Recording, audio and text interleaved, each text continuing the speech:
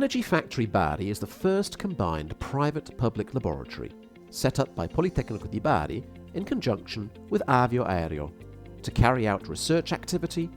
technological development and innovation in the aerospace and energy sectors. Recent projects have focused on the development of Catalyst, a control system for a new generation of turboprop aircraft engines, as well as international research studies on topics such as the More Electric Aircraft project